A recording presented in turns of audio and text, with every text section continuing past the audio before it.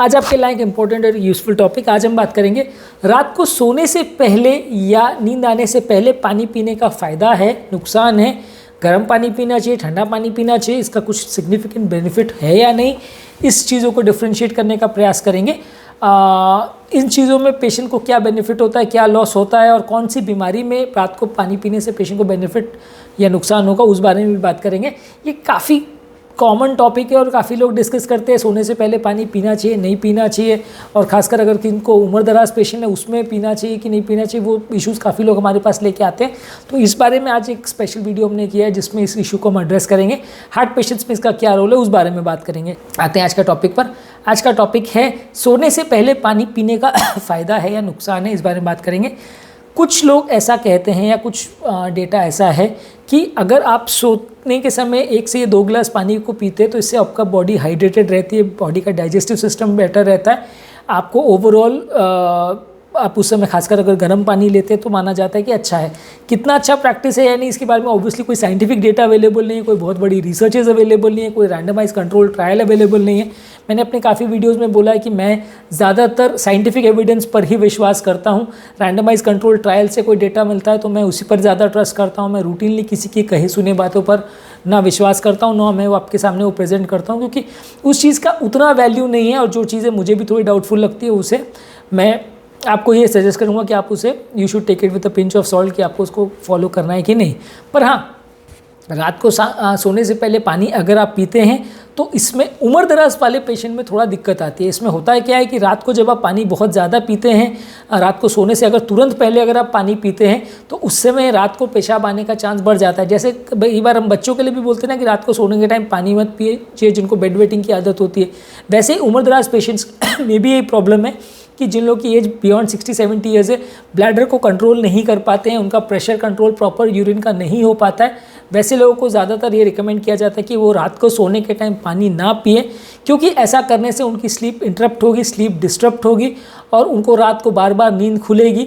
बार बार नींद खुलने से, स्लीप साइकिल डिस्टर्ब होने से लोगों का ब्लड प्रेशर बढ़ता है, वेट गेन होता है, कोलेस्ट्रॉल लेवल्स बढ़ते हैं, डायबिटीज़ कंट्रोल में प्रॉब्लम आती है, उनका स्ट्रेस लेवल्स बढ़ता है, हार्ट अटैक आने का चांस 3 से 4 गुना बढ़ जाता है। जो लोग स्टडीज़ ने शो किया है कि जिनको प्रॉपर 6 घंटे की स्लीप नहीं मिल पाती है रात भर सोने के टाइम, उनको हार्ट अटैक या लकवा आने का चांस कई गुना बढ़ जाता है।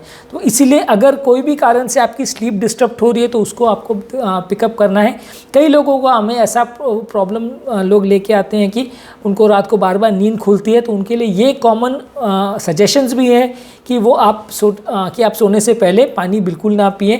एटलीस्ट 2 घंटे का गैप होना चाहिए नींद आने से पहले, और आपके पानी जो आपने पिया उससे पहले आपने जो आप उसके बाद सोने को गए उसमें एटलीस्ट 2 आवर्स का गैप होना चाहिए, नहीं तो आपको रात को बार बार उठने का प्रॉब्लम होने का चांस ज़्यादा रहेगा।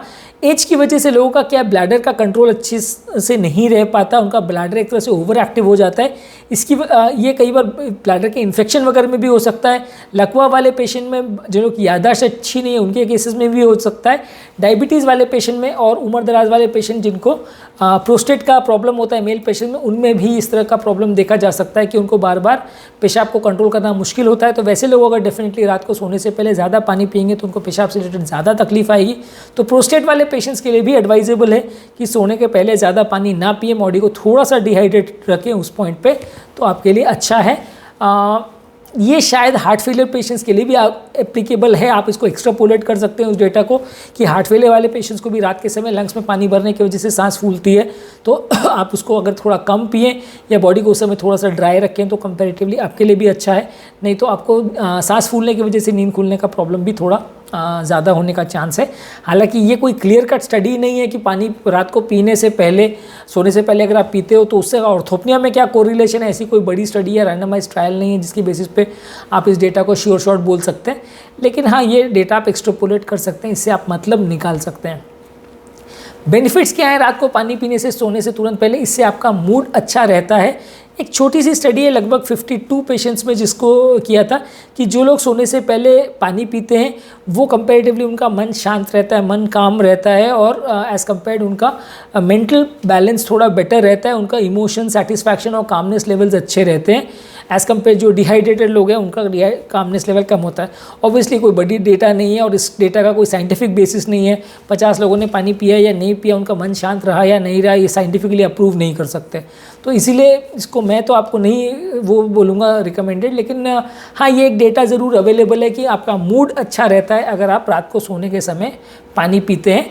ज़्यादा पानी पीने से एक बॉडी का नेचुरल क्लेंजर की तरह साबित होता है। ज़्यादा पानी, खासकर अगर गर्म पानी पीते हैं तो वो बॉडी के नेचुरल वेस्ट को एक तरह से डिटॉक्स करता है, आपका स्वेट बढ़ाता है। अगर स्वेटिंग आपका ज़्यादा होता है तो उसके से एक तरह के बॉडी से के टॉक्सिन्स और स्किन सेल्स क्लियर हो जाते हैं, बॉडी का डिहाइड्रेशन नहीं होता है, अनवांटेड टॉक्सिन्स बॉडी में से निकल जाते हैं। जीआई डिस्टर्बेंस या पेट के बैलेंस वगैरह के लिए भी अच्छा है, पेट में क्रैम्पिंग पेन वगैरह नहीं होगा, दर्द और डाइजेशन रिलेटेड प्रॉब्लम्स भी कंपैरेटिवली कम होगी।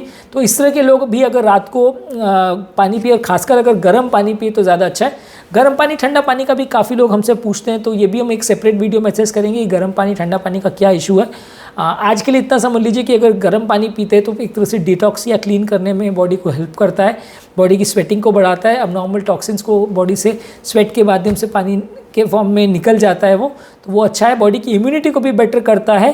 अगर आप चाहें तो इसमें कुछ, अगर आपको डायरेक्टली पानी नहीं पीना है तो नींबू डाल के, नमक डाल के या थोड़ा फ्लेवर्स डाल के भी आप इसको ले सकते हैं। इससे नींबू वगैरह डालते हैं तो विटामिन सी बढ़ता है, तो वो आपकी इम्यूनिटी को फाइट करने में बेटर रहता है। ये सेम चीज़ जूसेस के लिए एप्लीकेबल है नहीं कह पाना मुश्किल है, क्योंकि जूसेस में क्या है कि कुछ फ्रूट एक्सट्रैक्ट्स भी होते हैं, उसमें डाइजेशन का प्रॉब्लम अलग हो सकता है। इसलिए रात को सोने के तुरंत पहले जूसेस वगैरह लेना आई डोंट थिंक बहुत ज़्यादा एडवाइजेबल है, क्योंकि उसमें आपको अलग से डाइजेस्टिव सिस्टम को एक्टिवेट होना पड़ेगा उनको पचाने के लिए।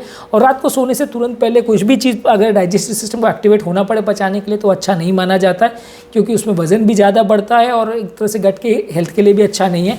तो इसलिए जूसेस के लिए तो बिल्कुल नहीं रिकमेंड करूँगा। नींबू पानी फिर भी ले सकते हैं। जूसेस भी अगर लेना है तो सोने से 2-3 घंटे पहले ले तो शायद ज़्यादा अच्छा है।